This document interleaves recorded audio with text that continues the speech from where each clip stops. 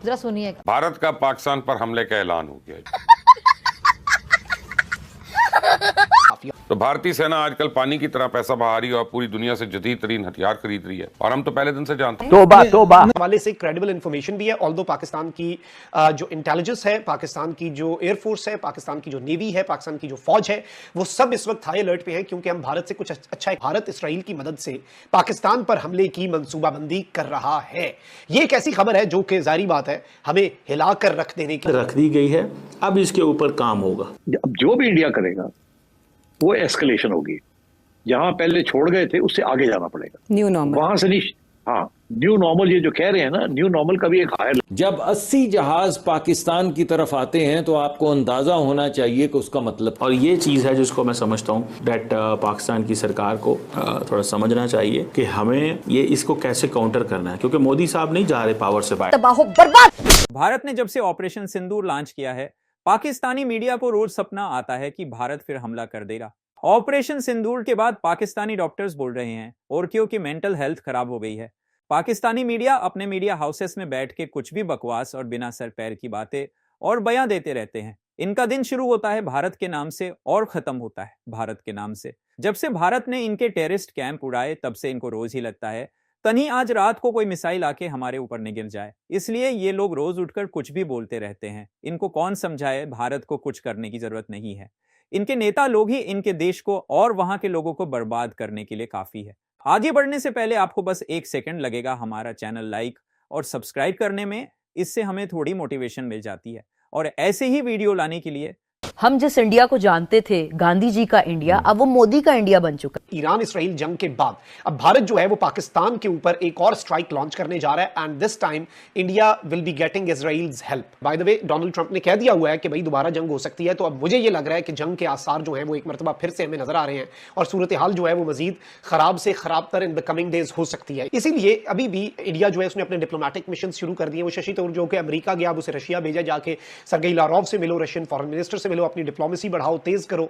ये सब कुछ इंडिया जो अभी कर रहा है, सारे इशारे उसी तरफ को जा रहे हैं। लेकिन खतरनाक चीज जो है वो ये है कि इसराइल की एक्स्ट्रा मदद इससे पहले भी थी और इससे पहले भी इत्तलात आई और इससे पहले भी पाकिस्तान का क्लेम आया, लेकिन अब ये कहा जा रहा है और हामिद मीर साहब ने भी ये बात कही है कि इसराइल की डायरेक्ट मदद जो है वो 3 हफ्ते जो है इसमें इंडिया ने बहुत ज्यादा असला खरीदा है, बहुत सी डील्स की हैं जिसमें कुछ इजरायली फर्म्स भी शामिल हैं। तो आपको क्या लग रहा है कि ये जो इजराइल की और ईरान की लड़ाई हुई है और इसमें जिस तरीके से इंटरनेशनल लॉ की धज्जियां बिखर गई हैं, तो इस सूरत हाल का इंडिया फायदा उठाकर एक दफा फिर पाकिस्तान के खिलाफ जारियत की कोशिश नहीं कर सकता? ये सवाल मैं इसलिए कर रहा हूं कि वजह समझ नहीं आ रही कि इंडिया की तरफ से इतना भारी मिकदार में असला जो है वो क्यों इकट्ठा किया जा रहा है। देखें, वो आज से कोई महीना 2 महीना पहले इसी शो के ऊपर आपने यही कहा था कि जी सितंबर अक्टूबर तक दोबारा जंगी मामलात बन जाएंगे। अच्छा, अब आपकी जो उस ये स्टेटमेंट के पीछे ज़ाहिर है आपने बहुत सारी चीज़ें पढ़ी होंगी, लिखी होंगी, देखी होंगी, सुनी होंगी।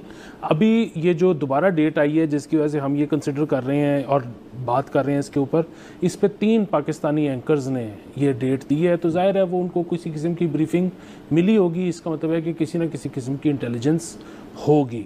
सो अब बुनियादी बात यही है कि अगर इस किस्म की इंटेलिजेंस है, मैं तो पहले दिन से ये कह रहा हूँ कि मोदी साहब तो ना जंग बंदी के हक़ में थे, और उसके बाद से वो जो पॉज का बटन इंडिया जो कहता है कि हमने प्रेस किया हुआ है, वो इंडिया पूरा, जिसमें उनकी फ़ौज शामिल है, जिसमें कांग्रेस शामिल है, जिसमें पार्टली बीजेपी भी शामिल है, उनकी वजह से प्रेस्ड है। वरना अगर मोदी साहब पे आप रहने देते तो वो तो पहले दिन से ही कह रहे हैं कि अटैक अटैक अगेन। भारत का पाकिस्तान पर हमले का ऐलान हो गया जी। मैं पिछले कई रोज से इस शक का इजहार कर रहा था कि इंडिया अगस्त के दरमियान या आखिर में पाकिस्तान पर हमले की तैयारियां कर रहा है, और अब तो इंटेलिजेंस रिपोर्ट्स भी मेरे पास मेरे उस शक की तस्दीक कर रही हैं। तो भारतीय सेना आजकल पानी की तरह पैसा बहा रही है और पूरी दुनिया से जदीद तरीन हथियार खरीद रही है, और हम तो पहले दिन से जानते थे कि मक्कार मोदी का शैतानी मंसूबा क्या है। मैं समझता हूँ भारत का ये इंकार पाकिस्तान के खिलाफ ऐलान जंग है, और इसमें कोई शक नहीं है कि भारत हमें प्यासा मारने की साजिश रचा रहा है। लेकिन आज मैं दावे से कहता हूँ कि वो अगले 2 महीने में हमें खुदा न खास्ता डुबोने की मसूम कोशिश करेगा। ब्रेकिंग न्यूज ये है कि भारत ने इस सिलसिले में सारी प्लानिंग कर ली है। जैसा कि आप जानते हैं, पाकिस्तान और भारत में आज मानसून शुरू हो चुका है। तो इस मौसम में चूंकि पहाड़ी इलाकों की नदी नाले में तुगयानी आ जाती है, लिहाजा मैदानी इलाकों में सैलाब का खतरा बढ़ जाता है। तो आलमी कवानीन और सिंध तास मुआहदे के तहत भारत इस बात का पाबंद है कि वो हमारे साथ पानी का मुकम्मल डेटा शेयर करे। ये इसका अखलाकी और कानूनी फर्ज है कि वो हमें बताए कि किस दरिया में कितने क्यूसेक पानी की आमद हुई और किस मकाम से कितने क्यूसेक पानी का अखराज किया गया, चूंकि भारत ने सिंध तास मुआहदा मुअत्तल करने का ऐलान कर रखा है। चूंकि इसने आलमी सालसी अदालत का फैसला तस्लीम करने से भी इंकार कर दिया, लिहाजा अब वो हमारे साथ पानी के बहाव का डेटा शेयर ना करने का ऐलान कर सकता है। तो भारत माजी में भी ऐसा करता आया। यह मक्कार दुश्मन मानसून के दौरान रावी, ब्यास, सतलुज, चनाब और झेलम का पानी पहले से रोकता है, फिर रात के अंधेरे में बगैर किसी इतला दिए पानी के रेले को छोड़ देता है। इस मक्कार दुश्मन ने हमें कभी पानी की आमद रफ्त का अखराज का दुरुस्त डेटा बर वक्त फराहम नहीं किया। अब भारत की इस कमीनगी के बायस हमारे यहाँ हर साल 2 साल के बाद सैलाब जो है खौफनाक तबाही मचाता है। हमारे कमीने हमसाये ने इस तरह हमेशा धोखे से हमें मारने की कोशिश की और एक अरसे से भारत बांग्लादेश को भी इसी तरह तंग करता चला आ रहा है। लेकिन हमने तो 2 टोक ऐलान कर रखा है ना कि अगर हमारे पानी के साथ कोई अब छेड़छाड़ हुई तो हम इसको एक्ट ऑफ वॉर समझेंगे। हमने तो ऐलान कर रखा है कि अगर हमारे दरिया का पानी बंद हुआ तो फिर इन दरियाओं में भारतीय सेना का खून बहेगा। हमने तो कसम खाई है कि अगर भारत ने हमें प्यासा मारने की साजिश की, हम इसका सांस बंद कर देंगे और ये हम करेंगे इंशाल्लाह। सबकी मेंटल हेल्थ पर भी बड़ा असर पड़ा। इवन आप अभी भी मेरे कुछ उन डेट्स के अगर पोस्ट में कोई लगाती थी खोल के देखे तो उसमें लिखा हुआ है आतंकवाद, और आपको जो है केव्स में बंद कर दिया गया, आपके लिए ब्लैकआउट कर दिया गया है कि आप दुनिया में क्या हो रहा है उससे कनेक्टेड नहीं रहे। It's very shameful. तौबा तौबा तौबा, खुदा मुझे माफ करे। ईरान इसराइल जंग के बाद अब भारत जो है वो पाकिस्तान के ऊपर एक और स्ट्राइक लॉन्च करने जा रहा है and this time India will be getting Israel's help. By the way Donald Trump ने कह दिया हुआ है कि भाई दोबारा जंग हो सकती है, तो अब मुझे ये लग रहा है कि जंग के आसार जो हैं वो एक मरतबा फिर से हमें नजर आ रहे हैं और सूरत हाल जो है वो मजीद खराब से खराब तर इन द कमिंग डेज हो सकती है। इसीलिए अभी भी इंडिया जो है उसने अपने डिप्लोमेटिक मिशन शुरू कर दिए। वो शशि थरूर जो कि अमेरिका गया, अब उसे रशिया भेजा, जाके सरगेई लारोव से मिलो, रशियन फॉरेन मिनिस्टर से मिलो, अपनी डिप्लोमेसी बढ़ाओ, तेज करो। ये सब कुछ इंडिया जो अभी कर रहा है, सारे इशारे उसी तरफ को जा रहे हैं। लेकिन खतरनाक चीज जो है वो ये है कि इसराइल की एक्स्ट्रा मदद इससे पहले भी थी और इससे पहले भी इत्तलात आई और इससे पहले भी पाकिस्तान का क्लेम आया, लेकिन अब ये कहा जा रहा है और हामिद मीर साहब ने भी ये बात कही है कि इसराइल की डायरेक्ट मदद जो है वो इसराइल ये है, छोटा सा पोटा है दुनिया का। सिर्फ हमारी अवाम को कह दे कि शाम को अवाम हमारी सिर्फ मुसलमान पाकिस्तान को कह दे अपनी आर्मी ना भेजे, तो ये अवाम नेस्तो नाबूद ना कर दे तो मेरा नाम भी नहीं। इंडिया में जो जुलूस निकला, अच्छा कितना बड़ा जुलूस निकला, ठीक है 5 दिन हो गए बम्बई को बंद करके रख दिया। इनको पता नहीं है मुसलमान की पावर का, मुसलमान की पावर का पता नहीं। अभी हम मुसलमान बड़े हुए हैं, अच्छा जब हम एक बराबर हो गए ना मुसलमान, ठीक है एक साथ हो गए, फिर देखना इंडिया को। लेकिन अब एक वीडियो सामने आ रही है पाकिस्तान से कुछ लोग जो कश्मीरी हैं माइग्रेट करके, जब माइग्रेट का टाइम था वो इंडिया साइड कश्मीर में गया, वहाँ पे वोट डाल रहे हैं और उन्होंने मीडिया से बात किया कि भाई हम यहाँ पे आए हैं, वोटिंग का हक मिल रहा है, सब ठीक है। सब ठीक नहीं है, जब उनकी माँ बहनों की इज्जत बमाल होगी ना, अच्छा तो वो भी छोड़ जाएंगे। हमारा पहली बार बोर्ड यहाँ पड़ा है और 1947 के हम रिफ्यूजी हैं, बेस्ट पाक रिफ्यूजीज। हमें 70 सालों तक किसी ने पूछा नहीं था। आज 2014 के बाद हमें नागरिकता भी मिली है और वोट डालने का हक भी मिला है। अगर वो चले गए हैं तो उनको आगे जाके पता भी चल जाएगा कि आगे उनके साथ क्या होगा, ठीक है इंशाल्लाह उनको पता जरूर चलेगा कि उनके साथ क्या होगा। नहीं वैसे हम अच्छे भी तो आप ही तो कर सकते हैं ना कि यार जहाँ रहे। हमने आज तक आपने कभी देखा कि मुसलमानों के साथ इंडिया में कोई अच्छा सलूक हुआ हो? आपने आप खुद ही बता दें। अब्दुर्रहमान वो पहाड़ी पे खड़ा होकर कहता था मैंने खुद तारीख में पढ़ा तो मेरा अगला टारगेट कश्मीर है। अमेरिका ने ये नहीं माना, अपने जर्नल भी मराए, उसको भी मरवा दिया। ठीक हो गया। अब ये लास्ट में मुझे बता दें, आपका बड़ा टाइम लिया, कश्मीर का मसला हल हो सकता है? पहले जहाज के नहीं हो सकता, जहाज के अलावा नहीं हो सकता। मैं बताता हूँ कश्मीर का मसला कैसे हल होगा। जो सिख कम्युनिटी है ना, अच्छा उनको साथ मिलाएं, ठीक है वो मिलेंगे।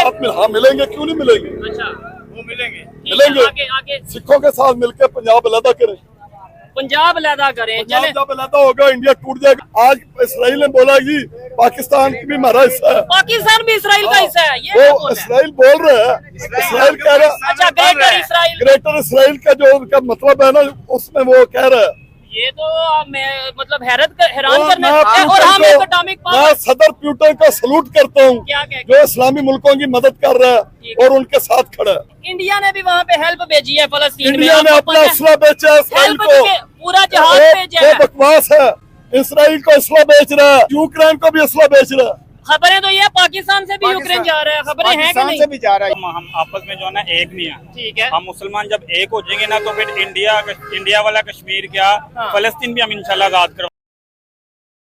कहा था कि ये पॉज ही है, ये फिर कुछ ना कुछ करेंगे, बिकॉज अब जो भी इंडिया करेगा वो एस्केलेशन होगी। जहां पहले छोड़ गए थे उससे आगे जाना पड़ेगा, न्यू नॉर्मल वहां से नहीं।